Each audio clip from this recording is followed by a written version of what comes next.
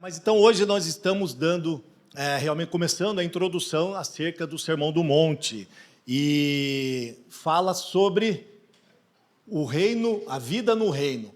E essa série de exposição, ela vai tratar sobre os capítulos 5, 6 e 7 de Mateus, que é onde estão contidos o Sermão do Monte, tá? E eles aqui é descrito a maior parte do sermão de que Jesus pregou está aqui no Sermão do Monte. Nenhum outro lugar das Escrituras é tão grande quanto o Sermão do Monte. E ele vai tratar da natureza de um discípulo.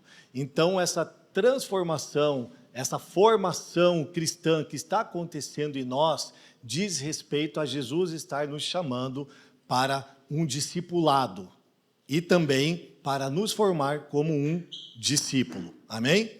Então, veja só, primeiramente, Jesus, ele nasce, ele cresce e depois ele se desenvolve, ao ponto de ele chegar diante de João Batista e ser batizado. Logo depois disso, nós sabemos que ele é levado ao deserto e também é tentado por Satanás, e ele prevalece. Logo depois, ele começa a passar por toda a Galileia, anunciando o reino de Deus, e ele começa a pregar: arrependam-se, pois o reino dos céus está próximo. Essa é a primeira palavra de Jesus, o primeiro sermão dele é sobre o arrependimento, assim como também de João Batista. E ele realizava, por onde ele passava, muitos milagres e muitas curas, e por isso muitas multidões de muitas cidades que eram próximas ali da região onde eles estavam, e estavam lhe seguindo até o ponto de chegarem no Sermão do Monte. Porém, precisa ficar claro que o Sermão do Monte ele não foi dirigido para as multidões. De acordo com o texto que nós vemos aqui, Mateus 5, verso 1 e 2, e nós vamos ficar apenas nesses dois versos para a introdução, ele diz assim, vendo as multidões, Jesus subiu ao monte e se assentou. Seus discípulos aproximaram-se dele e ele começou a ensiná-los, dizendo, e daqui vem aí as bem-aventuranças. Então veja que Jesus se assenta e os discípulos dão um passo para estar juntamente com Jesus. E ali, ele sentado, conversa apenas com os seus discípulos. Então o texto deixa claro isso para nós. Ainda que seja um motivo de grande divergência entre teólogos e exegetas, a gente não vai entrar nessas discussões, nesses pormenores aqui, tá? Então veja, vamos tratar alguns conceitos aqui rapidamente sobre o Sermão do Monte, e onde ele é a parte das Escrituras mais conhecida. Ou seja, quando nós falamos que ela é mais conhecida, não somente no meio cristão, ele também é no meio dos incrédulos, realmente, já conhece. Vocês devem conhecer, devem saber, pessoas que trabalham com você, talvez até mesmo da família, que reconhecem o Sermão do Monte, conhecem as suas observâncias. Porém, a gente entende que uma pessoa que é incrédula, ela pode observar o Sermão do Monte, mas ela não consegue ser transformada se não houver um novo nascimento. Porém, aquela pessoa que já recebeu o Evangelho, foi transformado pelo seu Espírito, ela vai viver de acordo com o Sermão do Monte, como sendo um norte, como sendo uma bússola para a sua vida, ok? E nós vamos estudar no decorrer das semanas do Sermão do Monte, verso a verso. Então, vocês vejam a importância de ter a compreensão desta mensagem. Ela é muito importante. Para quê? Para que nós não venhamos andar no legalismo, porque ela fala a respeito de leis, ordenanças do Senhor, mas também não andarmos na forma de libertinos, porque você pode pensar que, bem, se eu já sou salvo, eu não preciso me andar na configuração daquilo que Jesus está pregando aos discípulos acerca do Sermão do Monte. Então veja, ela também é pouco compreendida, o Sermão do Monte é pouco compreendido. Por quê? Pegando o texto específico ali das bem-aventuranças, onde Jesus diz, bem-aventurado os pobres em espírito, nós vemos que o pensamento e a relação com esse versículo, ele é referente a um voto de pobreza. Nós vemos os franciscanos, é um dos pontos que eles usam, esse texto como dizendo sobre o voto de pobreza ser importante e que era o mandamento de Jesus. Mas está equivocado, porque os mandamentos, as ordenanças do Senhor no Sermão do Monte, elas são a respeito de questões espirituais. não de questões materiais. Então, assim, Jesus ele pode chamar algumas pessoas para um voto de pobreza? Sim, ele pode. Porém, não era isto que ele estava se referindo quando ele falou sobre ser pobres em espírito aqui no Sermão do Monte. Amém? Vocês estão comigo? Então tá bom. Ela também, o Sermão do Monte é o menos obedecido, porque alguns concluem que ninguém pode realmente andar na prática do Sermão do Monte, que é impossível, e provavelmente também isso seja o idealismo pouco prático de Jesus Cristo.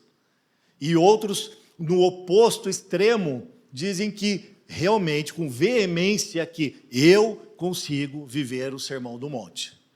Então, assim, John Stott, ele fala no seu livro que provavelmente essa pessoa que diz viver o Sermão do Monte desta maneira, ele nunca leu o Sermão do Monte. Então, veja só, mas Jesus, ele sustentou o Sermão do Monte, dizendo que este é o padrão para a vida no seu reino, mas que era preciso mais do que apenas esforço humano para vivê-lo. Ou seja, lembramos dos fariseus a respeito da lei, quando eles queriam viver a lei por meio de esforço humano, e prático e humano. Mas Jesus não está tratando isso daqui. Era necessário nascer de novo e ser capacitado pelo Espírito Santo para que se pudesse ser realmente uma pessoa que poderia andar de acordo com o Sermão do Monte, as suas ordenanças. Tanto que quando nós vemos em João, no capítulo 3, versículo 3, Jesus ele diz que ninguém pode entrar, pode ver o reino de Deus, se não nascer de novo. E aí no versículo 4, ele falando com Nicodemos, Nicodemos diz, mas como pode alguém sendo velho nascer de novo? Então ele diz, se alguém não nascer da água e do Espírito, esse não pode entrar no reino de Deus.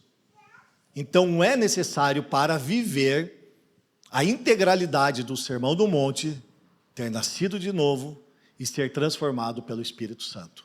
Amém? Então, sem o novo nascimento, isso não é possível. E a grande questão é que, se nós andarmos também tivermos uma mentalidade, de que sem o novo nascimento nós podemos andar de acordo com as ordenanças do Sermão do Monte, vai chegar uma hora, vai chegar um momento em que, por meio das nossas próprias forças, nós vamos ver que somos muito superficiais. E aí vai dar um desespero desanimador nessa pessoa. Por outro lado, também, a falta de compreensão do Sermão do Monte vai poder nos levar, como já falei, do legalismo à libertinagem, como os fariseus andavam no seu comportamento de acordo com a lei. Então, veja, o Sermão do Monte, ele não é para a salvação. Ok? Então, isso precisa ficar claro. Então, porque se é para os discípulos de Jesus o Sermão do Monte, então nós já compreendemos que eles foram alcançados pelo Evangelho, Eles receberam a garantia de salvação e foram convencidos do seu pecado pelo Espírito Santo e foram regenerados. E agora eles podem viver a obra redentora de Deus por meio da graça de Jesus Cristo. E por meio do seu intermédio, da sua morte e ressurreição. Então esse é um primeiro ponto. E porque ele não é para a salvação, num segundo ponto, a gente entende que, sabendo que não é para a nossa salvação, isso vai nos guardar de nos conferir que, se nós observarmos o Sermão do Monte, isso vai nos conferir algum mérito ou algum crédito de salvação de acordo com a obra de Jesus. Então não, mas independentemente de nós não termos nenhum mérito em cumprir o Sermão do Monte para a nossa salvação, isso não diz respeito que ele é opcional para o cristão. Não há opção em não andar de acordo com os mandamentos do Senhor no Sermão do Monte, ok? Somente pelo fato de que nós fomos salvos independentemente das nossas realizações, tá? Então a gente sempre tem que lembrar que a salvação, ela sempre vai anteceder, ela sempre vai preceder a obra de justiça dos cristãos. Agora, o Sermão do Monte, ele também define o nosso caráter. E Jesus, ele queria dizer que os seus discípulos precisavam se parecer com ele. Por isso, ele queria que eles fossem totalmente diferentes de todas aquelas pessoas da sociedade naquele tempo. Todas. porque não haviam discípulos ali. Então, ele queria que eles vivessem de acordo com o seu reino. Então, ele define os seus discípulos como sendo, veja só nas bem-aventuranças, como sendo pobres em espírito, como sendo aqueles que choram, como sendo aqueles que são humildes, que têm fome e sede de justiça, que são misericordiosos, puros de coração, pacificadores, e também eles são perseguidos. Então, estas são as 8 marcas dos bem-aventurados. E aqueles que são bem-aventurados também vão receber as bênçãos ali encontradas e ditas por Jesus Cristo. Então, vejam, são totalmente diferentes os discípulos de Jesus, porém são cristãos comuns, né? Não são uma super elite, maior ou melhores do que qualquer um outro cristão, tá? Ou qualquer uma pessoa não cristã, porque todos somos a imagem de Deus, ok? Todos somos a imagem de Deus, então nós não podemos nos colocar num lugar acima de qualquer outra pessoa, e nem mesmo aqueles que se dizem super espirituais, né? Como se fôssemos líderes da igreja que vivem acima de todos os outros cristãos. Então, se você é um pastor, se você é um discipulador, você entenda que, na verdade, você não foi posto num alto cargo. Se você quiser ser o maior no reino dos céus, você vai ser aquele que serve. Então, você não está por cima, você está por baixo. Amém? Então, tá bom. Então, o Evangelho, ele nos coloca no devido lugar, e é isso que nós precisamos compreender. No devido lugar que nós precisamos estar. Então, nós somos, ou temos algum dom especial, somente por causa da intervenção divina, por causa da obra de Jesus Cristo. Se você tem um dom especial, é por causa da obra divina, e não por causa dos seus méritos. O Evangelho te coloca no seu devido lugar, e você precisa entender que quando você pensar e se engrandecer por algo, por algum feito que você fez, e até mesmo você ficou maravilhado com aquilo, você tem que entender que foi Jesus Cristo que te trouxe até esse lugar e providenciou através de você qualquer tipo de ação benéfica para alguém. Amém? Apenas em Jesus Cristo. Tá, mas então qual o objetivo do Sermão do Monte? De uma maneira bem genérica, assim. Na verdade, era preparar os discípulos para aquilo que eles iriam vivenciar a partir do capítulo 28 de Mateus, onde nós lemos todo o final de culto referente ao envio, né, apostólico. Então, os discípulos estavam sendo preparados para o envio apostólico. O vão e façam discípulos diz respeito a este ponto. E eles aqui estavam absorvendo as características próprias de Jesus Cristo nesse discipulado pessoal com ele.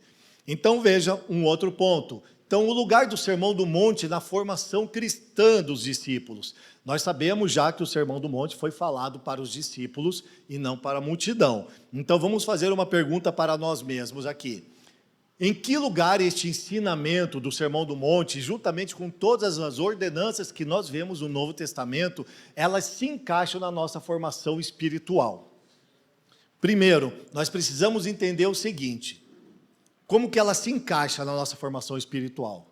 Que entre o momento da salvação, ou seja, o momento da redenção, o momento do nosso batismo, da nossa confissão, da nossa conversão, e ao momento da nossa morte, a consumação, quando nós estaremos com o Senhor, há algo que preenche essa lacuna. Não há um vazio aonde acontece a conversão e ao tempo de eu ser levado para estar com Cristo. Então veja, na nossa conversão, nós precisamos entender que o Sermão do Monte, ele é a lacuna que está nos dando um norte, ele é aquele orientador, ele é a nossa bússola para vivermos de acordo com o Evangelho, para sermos comissionados ao mundo. Então não há nada que pode mudar as ordenanças do Senhor para transformar a nossa pessoa, por meio do Espírito Santo, em alguém como Ele é.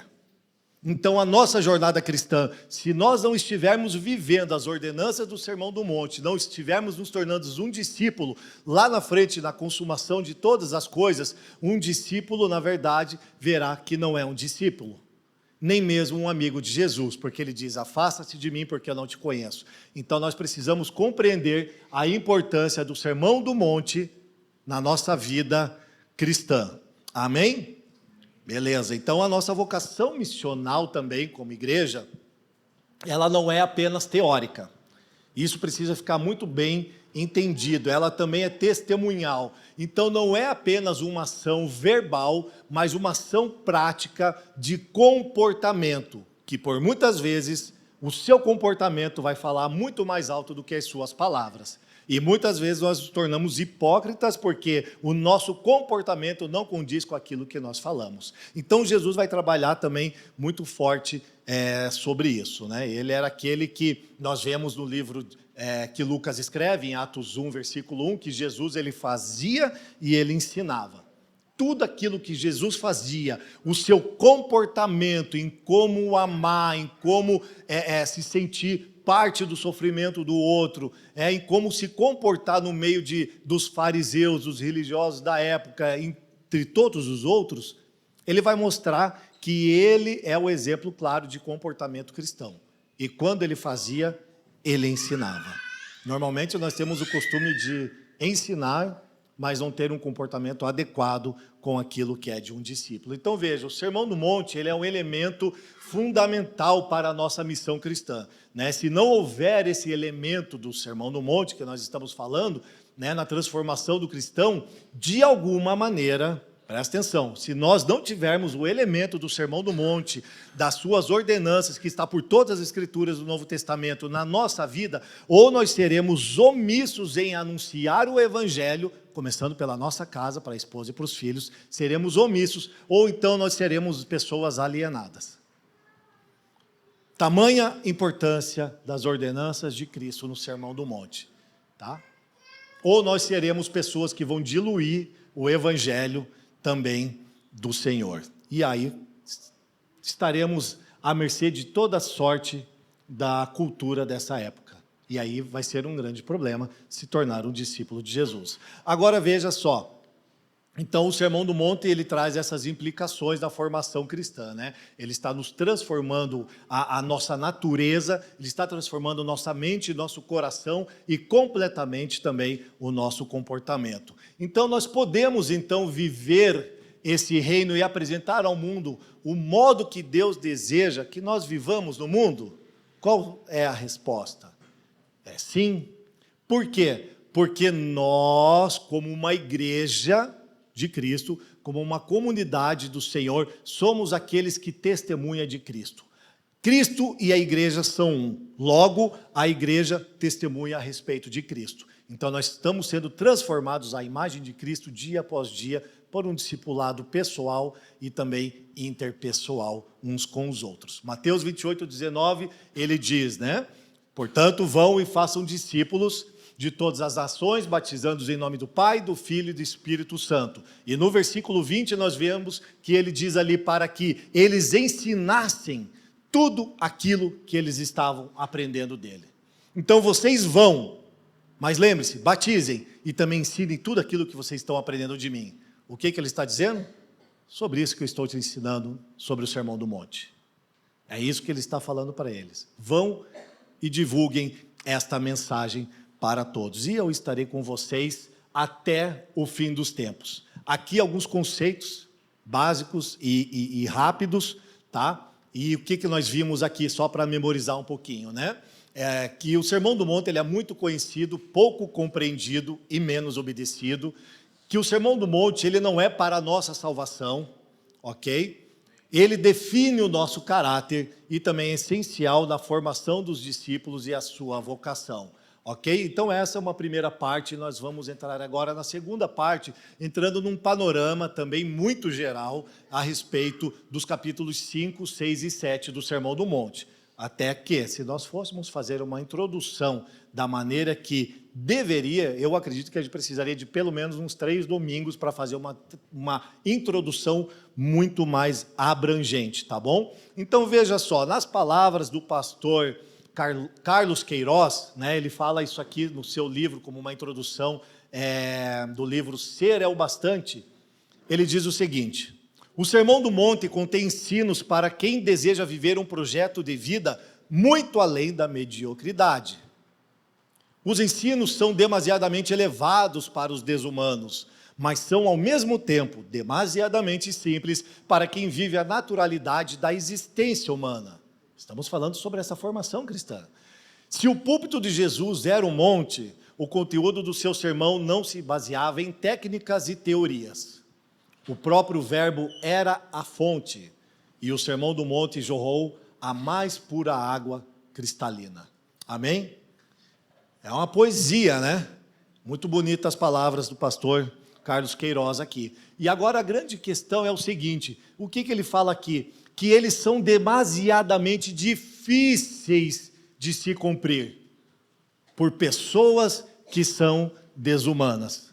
E nós sabemos de onde viemos, da nossa natureza caída. Então, por isso, a regeneração por meio do Espírito Santo.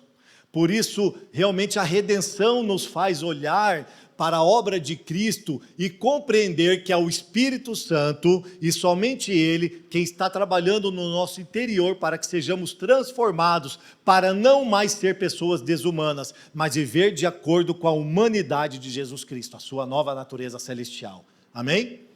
Então, no capítulo 5, fala sobre a perfeição do discípulo. Ok? Vamos entrar aqui agora nesse panorama. O foco desse primeiro capítulo aqui, ele está no homem interior, sobre o seu comportamento e também sobre o seu caráter. Então, as bem-aventuranças vão falar sobre as virtudes do cristão, ok? Enquanto que os padrões mais elevados de justiça vão falar sobre o seu comportamento. E então, ele fala sobre as virtudes dos discípulos, né, no capítulo 5, no versículo 3 ao 12, vai falar do versículo 13 ao 16, que nós somos a influência do mundo, ok? Como sal e como luz, e também no versículo 17 ao 48 vai falar sobre a relação dos discípulos com a lei e a própria relação dele mesmo, de Jesus Cristo com a lei. Então, no versículo 48, é onde resume o tema de uma maneira mais abrangente, ou seja, Jesus ele fala sobre a perfeição do discípulo, a perfeição cristã de um discípulo, no sentido de nós andarmos de acordo com aquilo que nós já temos compreensão, entendimento daquilo que nós já alcançamos em Deus, Filipenses 3,16 que fala isso. Então veja, todas as situações que Jesus menciona aqui, no Sermão do Monte, antes de finalizar as suas ordenanças, ele aponta para algumas características da nossa formação cristã. E ela é a integralidade de nós termos um caráter cristão, que se manifesta em todos os aspectos relacionais e cotidianos da nossa vida humana, nos chamando assim para sermos pessoas virtuosas por meio da nossa fé pública, né? Por sermos sal e luz, e também que elas não tratam da lei de forma legalista e nem leviana. Então, portanto, os discípulos, eles são chamados à medida que colocam em prática essas virtudes a serem realmente chamados como cristãos, pequenos cristos, seguidores do Messias, aqueles que carregam em si a imagem do seu mestre. E no capítulo 6, vai falar sobre o coração do discípulo, sobre as suas intenções e também o cuidado com a hipocrisia. Agora veja só, ele fala aqui sobre a religião correta do cristão, envolvendo a prática aqui das orações, do jejum e também das ofertas. Vejam, no capítulo 6, quando ele fala sobre jejum, ele diz: quando jejuarem, não mostrem uma aparência triste como os hipócritas, pois eles mudam a aparência do rosto, a fim de que os outros vejam que eles estão jejuando. Então Jesus vai trabalhar muito específico a questão da hipocrisia no capítulo 6 com os seus discípulos, ok? Então, também para que eles compreendam que precisam abandonar as suas ambições egoístas, terrenas, e adquirir para si, né, as ambições celestiais. Lembre-se quando ele fala sobre os tesouros, né, para nós não ajuntarmos, acumularmos tesouros da terra, onde a traça e a ferrugem, né, destroem, mas nós acumularmos tesouro no reino dos céus. Vocês estão comigo? E também ele encerra falando né, do versículo 6, do 25 ao 34, sobre a confiança que nós temos que ter em Deus, sobre a relação das nossas necessidades, ou seja, diz ali, né, sobre as preocupações que nós temos com a vida, vai discorrer sobre isso. Ó. Não se preocupem com sua própria vida quanto ao que comer e beber, nem com o seu próprio corpo quanto ao que vestir.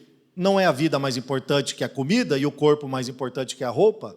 Observe as aves do céu, não semeiam, nem colhem, nem armazenam em celeiros. Contudo, o Pai Celestial as alimenta. E o Pai Celestial, o nosso Pai Celestial, também sabe aquilo que nós precisamos e quais são as nossas necessidades. Amém? Então veja que Jesus ele tem em mente aqui nos privar, por isso que ele ensina e por isso que ele exorta, de termos uma espiritualidade hipócrita. Ele também está nos livrando aqui para que nós nos livrando das nossas intenções, ou melhor, das nossas má intenções para com o nosso próximo. Então nós precisamos observar esses valores que estão contidos no capítulo 6, de forma a sermos transformados pelo ensino de Jesus, ok? E isso vai se tornando um fruto purificador em nossa vida e nos demais que estarão ao nosso redor. Agora veja, no capítulo 7 vai trazer os fundamentos dos discípulos. Qual é o seu fundamento? E aqui vai falar sobre aquele discípulo que é genuíno. E o foco desse capítulo, ele está nas tensões relacionais. Veja só, mas como assim, Leandro? Jesus, ele fala aqui, né, para que aquele que está querendo tirar o cisco do olho do seu irmão, seja qual for a situação, você precisa tirar a trave primeiro do céu. Então ele está tratando realmente aqui também da hipocrisia, mas principalmente das tensões das relações. Só que veja que o Sermão no Monte, eu vou lembrar você de novo, que ele é dito para os discípulos. Então ele está falando sobre uma relação cristã, entre irmãos, entre pessoas que confessam o nome de Jesus Cristo. Amém? Vocês estão comigo? Então tá bom, ele não está falando com os incrédulos aqui. Então ele está falando, antes de você corrigir o seu irmão, e aí nós achamos que somos discípulos, que somos grandão, que já entendemos muita coisa, ele fala assim, cara, tira a trave que está no seu olho antes de você ir lá e conferir o que está de errado no seu irmão. Olha para dentro de você, cuida da sua vida primeiro, coloca tudo em ordem. Aí depois, pelo lavar regenerador da palavra e o Espírito Santo trabalhando na sua vida, você se tornando discípulo, você faz isso. Aí você fala na vida do outro. Amém? Então ele também vai tratar sobre o nosso posicionamento diante dos falsos profetas e como nós podemos identificá-los. E primordialmente, esse capítulo 7, ele fala sobre o fundamento do verdadeiro e genuíno discípulo. Então veja, nós conhecemos a parábola aqui, onde fala sobre dois cristãos, dois homens, e eles estavam fazendo o que aqui? Eles estavam construindo uma casa. Conhecem a passagem? Vamos ler aqui rapidinho. Portanto, quem ouve estas minhas palavras e as pratica, é como um homem prudente que construiu a sua casa sobre a rocha. Caiu a chuva, transbordaram os rios, sopraram os ventos e deram contra aquela casa. E ela não caiu, porque tinha seus alicerces na rocha. Mas quem ouve essas minhas palavras e não as pratica é como um insensato que construiu a sua casa sobre a areia. Veio a chuva, transbordou e desabou aquela casa. Então veja só que interessante, Jesus ele não está falando acerca de um cristão e acerca de um incrédulo, como sendo o cristão aquele que edificou a sua casa sobre a rocha e aquele outro como se fosse um incrédulo, que é o incrédulo que edifica a sua casa sobre a areia. Não! Jesus está dizendo para os discípulos que são dois irmãos aqui, confessos, que confessam realmente o nome de Jesus Cristo. Então, enquanto eles constroem essa casa, né, aquele que está desatento, ele não consegue notar a diferença das estruturas daquilo que está sendo edificado. Mas quando vem a tempestade, sobre essa estrutura, você consegue ver o quê? Os seus fundamentos. Então, a casa construída sobre a rocha, ela vai resistir. A casa construída sobre a areia, ela vai desabar. Leandro, o que você está querendo dizer com isso? Que nessa parábola, além de não ter o incrédulo e ser dois cristãos confessos, Semelhantemente aqui, o cristão professo, ele é um cristão genuíno, ele que é considerado por Jesus como um discípulo. Quanto o outro, que a sua casa foi edificada na areia e ela foi desabada mediante as tempestades, este não é um discípulo. Esse não é um cristão genuíno. Não sou eu que estou falando, são as Escrituras, ok? Então parece que ambos estão edificando aqui, porque essa casa aqui, ela traz a conotação de uma vida cristã. Presta atenção nisso, por favor. Não é uma casa, literalmente dizendo, é a casa do Espírito, é a habitação da onde o Senhor faz morada, em que Ele está dizendo. Então nós estamos construindo uma edificação, uma casa firmada nos fundamentos de Cristo, para o contexto atual, firmadas daquilo que Ele está dizendo no Sermão do Monte, ou estamos firmados em qualquer outro fundamento que não as ordenanças de Jesus Cristo. Nas palavras de John Stott, você não tem como saber a diferença entre eles, pois os fundamentos profundos da vida não podem ser vistos. Mas o ponto é saber que eles praticam o que ouvem. Pois quando vier a tempestade ou abalo sobre a casa, a verdade será revelada. Então precisamos compreender. Nós vamos esmiuçar esse texto para termos maior compreensão. Mas a verdade é que Jesus está nos discipulando por meio das Escrituras. E a pergunta que você tem que fazer para você e eu tenho que fazer para mim. Então não sejamos como um hipócrita querendo tirar o cisco do olho do irmão enquanto nós temos uma trave. A pergunta é, somos construtores obedientes, que ouvem a sua palavra e a pratica, ou somos construtores de uma casa espiritual desobediente, que ouvem as palavras de Jesus e o desobedecem, por livre e espontânea vontade. Perfeito? Então, passado esse panorama sobre o capítulo 5, 6 e 7, nós vamos para a terceira parte, por uma questão tanto mais prática, ok? Sobre o discipulado em si. Então, onde inicia o discipulado? É a pergunta que todo mundo quer fazer, né? Sempre, mas quando começa o discipulado, pastor? Quando que vai ter um discipulado na família? Porque, pastor, eu nunca fui chamado para... Primeiro, irmão, o seu discipulado começou no momento da redenção. Na sua salvação, é salvífico o que Cristo fez. Então, no momento em que Ele te salvou, te resgatou das trevas, e o Senhor transportou para o reino do seu Filho de amor, aí começou um discipulado já particular com o próprio Jesus Cristo. Então, quando nós aceitamos o dom gratuito de Deus, a sua maravilhosa graça, nós entendemos que o discipulado começa com Ele, a partir das Escrituras. Amém? Porque nós fomos justificados, nós fomos capacitados por meio da sua graça, da sua maravilhosa graça em obediência, não é verdade? E aí assim, nós podemos entender que se nós fomos capacitados é porque também houve a transformação do arrependimento, o dom do arrependimento pelo Espírito Santo. Então nós podemos sim entender que o arrependimento, tanto quanto a obediência, estão associados um com o outro. Ah, mas aquela pessoa não obedece, então provavelmente ela não tenha se arrependido. Aquela pessoa, puxa, a gente talvez não veja arrependimento nela. É, porque provavelmente ela não obedece às ordenanças do Senhor, referente ao Sermão do Monte e do Novo Testamento todo. Mais uma vez, é para olharmos para dentro de nós. Amém? Nós sabemos o quão fraco e inconstante nós somos. Então vamos ajeitar a nossa casa, né? E não a do outro. Vamos olhar para nós primeiro. Então, o que é o discipulado? O discipulado é um processo de contínua formação cristã. O discipulado nada mais é do que Cristo sendo formado no outro. Cristo sendo formado no ser humano. Então, o discipulado, veja que ele é um meio de graça do Senhor para nós. Porque é por meio do discipulado que nós nos tornamos parecidos com Ele. É maravilhoso isso. Entenda que nas palavras de Bonhoeffer, ele diz que o discipulado é de graça, mas ele vai te custar toda a sua vida. Você quer entrar neste lugar chamado discipulado com Jesus? Vai custar tudo. Tudo. Então, discipular é o quê? Repitam comigo: seguir a Cristo, auxiliar outros a seguirem a Cristo, influenciar pelo meu exemplo. Não é fácil discipular não, né? Que está falando sobre eu.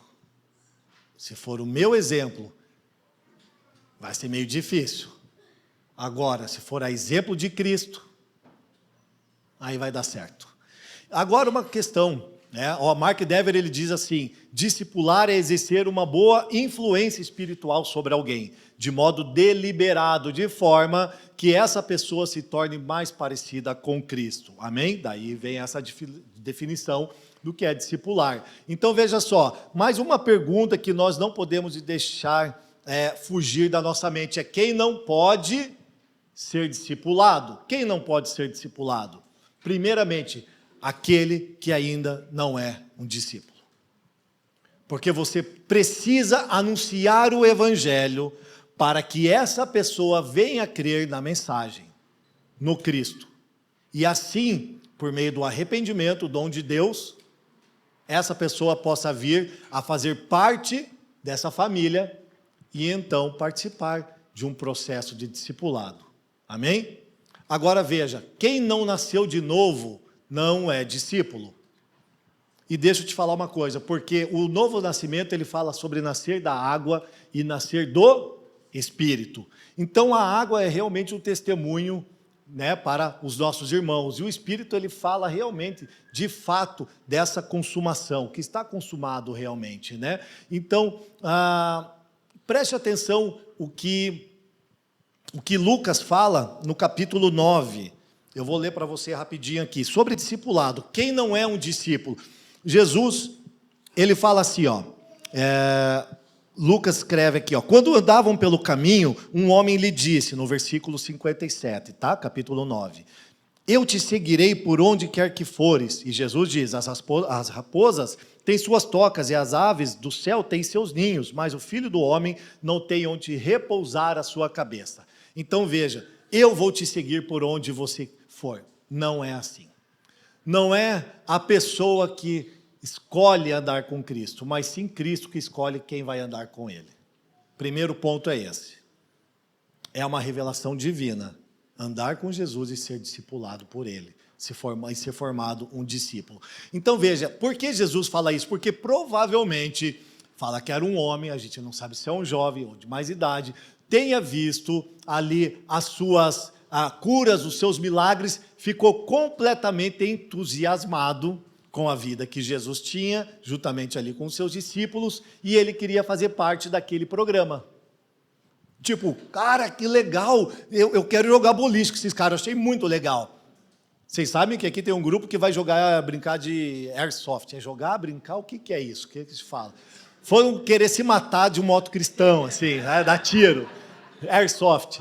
E aí empunhando as armas lá, daquelas arminhas lá com tiro de tinta, né? E eles vão lá. E a questão é, esse é um bom programa para a gente curtir e estar lá com os amigos. Mas o discipulado com Jesus não é um programa, então nós não podemos entrar neste lugar se nós não estamos dispostos a entregar a nossa vida para Ele por completo.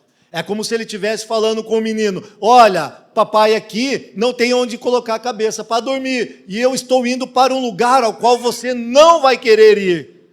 E se eu te falar que eu vou morrer na cruz, pelo pecado de toda a humanidade, que confessa o nome de Jesus Cristo, amém? Não é universalista. Então, veja, você iria? Jesus já sabia a intenção do seu coração. Então ele já dispensa esse. No versículo seguinte, veja só, no 59 e 60, ele diz assim, a outro Jesus disse, segue-me. Agora sim, esse vai seguir Jesus. Mas o homem respondeu. O mas sempre, né, traz essa conotação contrária, né? Então ele chamou, mas o homem não respondeu assim para ele. Senhor, deixa-me ir primeiro sepultar o meu pai. E Jesus diz, deixe que os mortos enterrem os seus próprios mortos. Então veja que interessante, aquele homem queria seguir Jesus, ou melhor, Jesus queria que aquele homem o seguisse, mas ele disse, Jesus, então, meu pai está passando mal, uma situação difícil, você não vai entender, Jesus, porque está lá adoecido e tal, e eu preciso cuidar dele. Nesse caso, o pai dele havia morrido e ele precisava sepultar Jesus. Comigo, você não tem mais opção. Não há livre arbítrio para o cristão, para aquele que está com Jesus Cristo. Amém? Porque Jesus não admite que nada nem ninguém venha se interpor entre ele e o seu chamamento. E nós precisamos estar convictos disso. Deixa eu avançar aqui. Quem também no terceiro, ainda outro disse: vou seguir-te, Senhor, mas deixa-me primeiro voltar a despedir-me da minha família, porque você sabe, né, eu tenho filho, eu tenho esposa, né, mamãe, papai, então eu estou indo lá, mas daí eu vou, ok? Jesus não abre concessões para o discipulado. É outra coisa, outro que ele não quer, porque esta pessoa está impondo condições para Jesus, para que ele tivesse um discipulado. Então, vamos lá, então, Garrote, né, vamos ter um discipulado que fala, então, pastor, eu preciso, antes ir lá, é fácil falar isso para o irmão, para o pastor, você falaria para Jesus? Então, é complicado. Jesus, ele está tratando realmente aqui do quê? Do nosso coração. Ele está mostrando com 3 exemplos que nós estamos mais preocupados com as nossas coisas, com o nosso tempo e também com as nossas condições para segui-lo. Nós estamos colocando condições dia após dia para seguir Jesus. Mas então, vamos lá, irmão, volte a estudar teologia. Então, eu estou fazendo faculdade de administração, aí agora não estou conseguindo estar com os irmãos reunidos na igreja. O meu trabalho, ai, pastor, você não sabe. Ah, o pastor não sabe. É difícil o meu trabalho, pastor. Está complicado para estar com os irmãos, para participar do de casa em casa, para poder estar nos vínculos com vocês sobre oração, para partir o pão daquele dia de família. Você não tem noção como está difícil a minha vida. Só você que sabe. Então Jesus, ele não aceita discípulos que impõem condições para ele. Amém? Vamos lá, vamos dar um amém bem feliz agora. Amém? Aê. Então veja, quando nós olhamos o texto do Lucas capítulo 9, 20, voltando um pouquinho, né, quando Jesus pergunta para eles, quem dizem os homens que eu sou? E Pedro diz, tu és o Cristo de Deus. E aí ele diz o quê? Se alguém quiser acompanhar-me, negue-se a si mesmo, tome a sua cruz diariamente. Lucas, ele faz esse detalhe, tá? Diariamente, e siga-me. Você precisa negar a si mesmo, você precisa realmente compreender que para estar num discipulado com Jesus e com a sua igreja, você precisa negar-se a si mesmo. Amém? Pois quem quiser salvar a sua vida, no versículo 24, a perderá. Mas quem perder a sua vida por amor de mim, a salvará. Achará. Amém? Então tá bom, assim como havia multidões, então aqui, irmãos, deixa eu te falar uma coisa aqui. Havia multidões, e grandes multidões que estavam seguindo Jesus até aquele ponto no Sermão do Monte. Ele se assenta, sobe ao monte, se assenta, e somente os discípulos vão até ele. Mas veja, eles estavam crendo em Jesus, não estavam? Sim, eles criam porque eles estavam vendo suas curas, seus milagres, seus prodígios, e diz que ele ensinava não como os mestres da lei. Ele ensinava como alguém que tinha autoridade. Meu Deus, que maravilhoso. Agora você veja, assim como existiam as multidões naquele tempo e criam em Jesus, hoje nas igrejas existem cristãos nominais, e preste bem atenção, cristão nominal e apenas frequentadores de culto, onde eles intencionalmente buscam o quê? Obedecer o mínimo possível. Mas aí você deve perguntar para mim, Leandro, o que é um frequentador de culto ou o que é apenas um cristão nominal? São aqueles que se dizem cristão. Eu, quando era mais jovem, lá em Barbacena, como diz o outro, quando eu era mais jovem, eu lembro que vinha um censo, e normalmente eu estava jogando bola, né? E eles vinham fazer esse censo, eu não tinha noção do que era isso. Falei assim, qual a tua religião? Eu falava, católico, porque eu não conheço mais nenhuma outra. Então tá bom, mas era nada com coisa nenhuma, porque eu não fiz isso, não fiz aquilo. Então, enfim, um cristão nominal, um frequentador de culto, é aquele que se diz cristão. Porém, também ele pode estar sendo influenciado pela sua cultura. Eu, nesse caso, quando eu era lá mais novo. E o que acontece? Também pode ser pessoas que têm seus familiares que são cristãos, e então, assim, por se dizer, eles também se dizem cristão. Mas a questão é que ele também pode ir à igreja, ser um frequentador de culto, mas veja, ele pode ser uma pessoa que não tem fome. Pode não, me perdoe, um cristão nominal e um frequentador de culto normalmente é uma pessoa que não tem fome espiritual. Um cristão nominal é aquela pessoa que não tem desejo profundo de examinar as Escrituras. Um cristão nominal é uma pessoa que não tem desejo de conhecer a Deus mais profundamente por meio das suas disciplinas espirituais. É uma pessoa que também ela não se deleita na graça de Deus. Ela, primeiro, não se reconhece o quão pecador é, e segundo, não se deleita na graça de Deus. Então, é uma pessoa também que, apropriadamente, não vai gostar de orar, não é verdade? Né? Porque é um cristão nominal. Então, as coisas de Deus não fazem diferença para ele. Ele gosta de estar no movimento, como diz, no rolê, mas vida em Cristo não tem. Então, veja, né? Ainda que a pessoa possa falar, mas eu fui batizado, ok? Ainda que ela possa dizer que ela orava um dia e tem um belo testemunho, que coisas, Deus fez coisas a partir da vida dela, isso não significa nada. Porque quando nós vemos Mateus 7, 21, próprio Jesus diz que nem todo aquele que me chamar do quê? Senhor. Senhor, ele vai o quê? Entrar no reino dos céus. Mas somente aquele que faz a vontade do Pai Celestial que está nos céus. Vocês estão me entendendo? Então as multidões, meus irmãos, ou o cristão nominal, são como pessoas sedentárias que desejam o mínimo de esforço possível, espiritual principalmente, tá? E não tem comprometimento regular com a igreja local, essas pessoas são apenas espectadores. Agora, discípulos são aqueles corredores de frente, discípulos são aqueles que estão buscando um prêmio. Ah, Leandro, que prêmio, cara? Isso não está nas escrituras, né? Claro que não. Somente Paulo que está falando da igreja de Coríntios 9:24, dizendo que vocês não sabem que dentre todos os que correm no estádio, apenas um ganha o prêmio? Corram de tal modo que alcancem o prêmio da sua soberana vocação. Amém? Espero que vocês tenham compreendido isso. E para a gente continuar na questão do discipulado, primeiro eu quero lembrar vocês que o discipulado, ele não, quem não pode ser discípulo, foi esses pontos aos quais nós falamos. Então nós precisamos realmente não olhar no irmão, olhar para nós, não tentar tirar o cisco que está no olho do irmão, olhar para dentro, fazer uma reflexão e realmente se de fato essas coisas são verdades ou são mentiras da nossa vida. Se eu sou um cristão genuíno ou não sou um cristão genuíno. Se eu sou um discípulo ou não sou. Se eu sou obediente ou sou desobediente. Entende? Então a gente precisa olhar para dentro para compreender essas coisas. Ok? Vamos lá.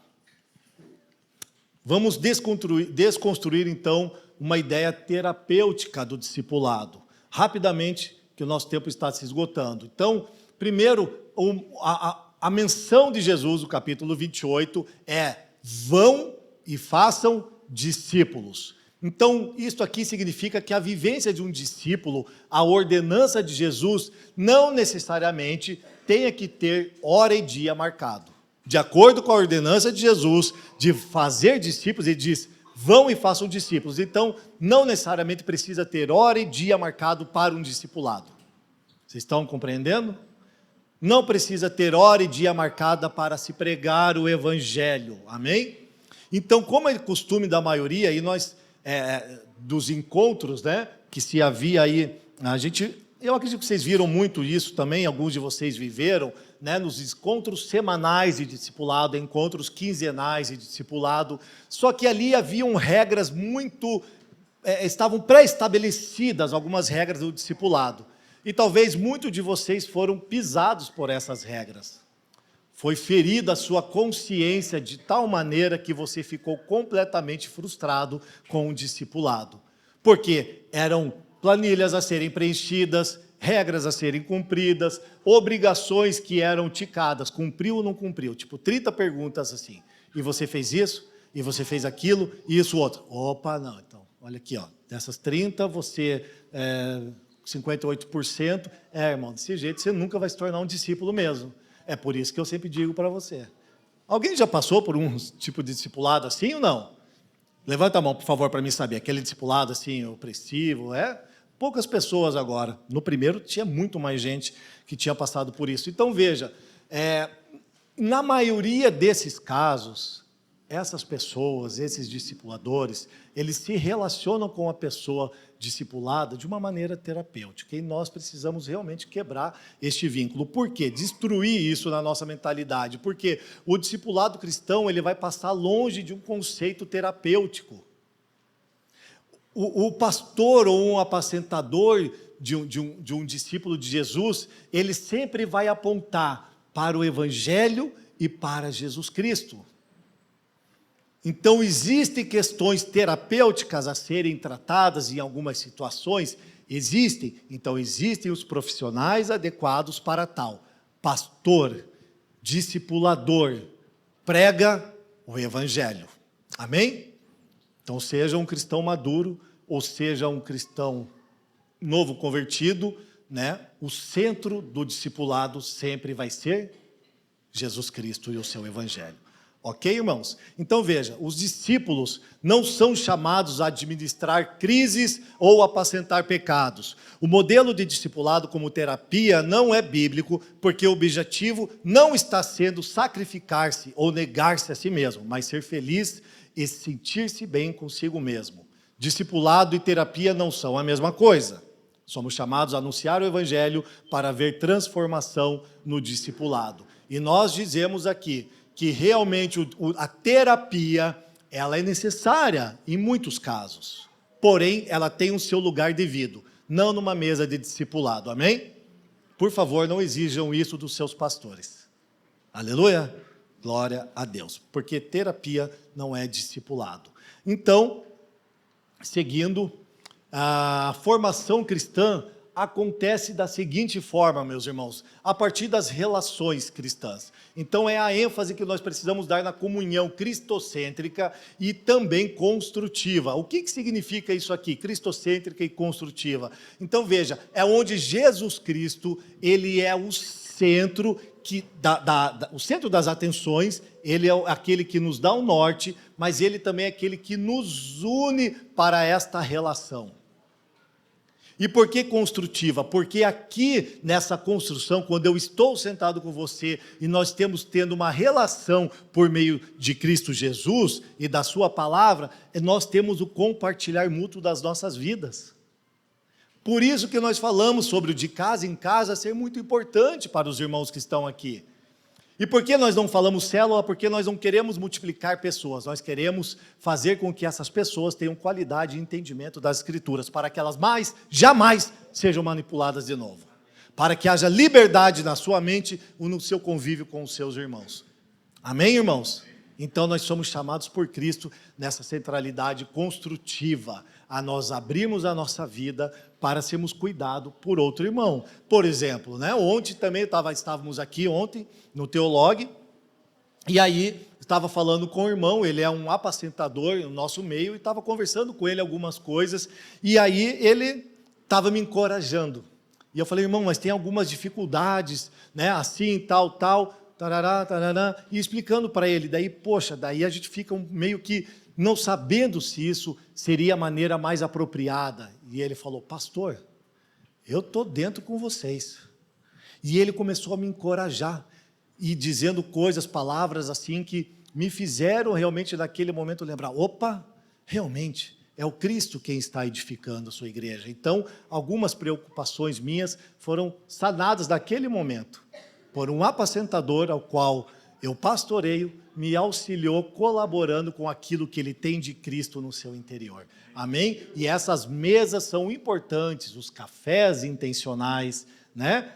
O almoço intencional, o passeio no parque intencional, isso é muito bom para que nós possamos compartilhar da vida cristã. Então veja, vamos avançar aqui. Então a formação cristã, ela também acontece pelo estudo teológico, né? Ou seja, perseverar na doutrina apostólica, né? Sendo vital para nós, para a nossa saúde em vida cristã. Nós precisamos perseverar realmente na doutrina dos apóstolos, ok? E por quê? Perseverando na doutrina dos apóstolos, nós vamos haver que transformação no nosso interior, mediante o lavar regenerador da palavra de Cristo. E as disciplinas espirituais, elas...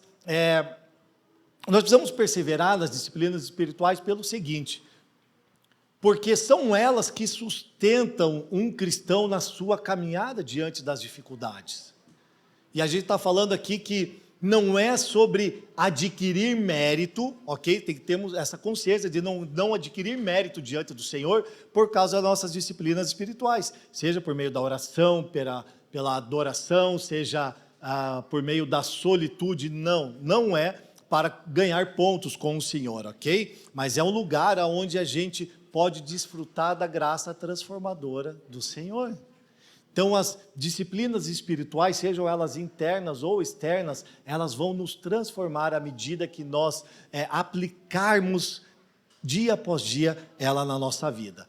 E do culto cristão, vamos lá. Então, ele também é um elemento indispensável para nós, não é verdade? Então, veja que nós, domingo após domingo, nós celebramos o que aqui? A redenção.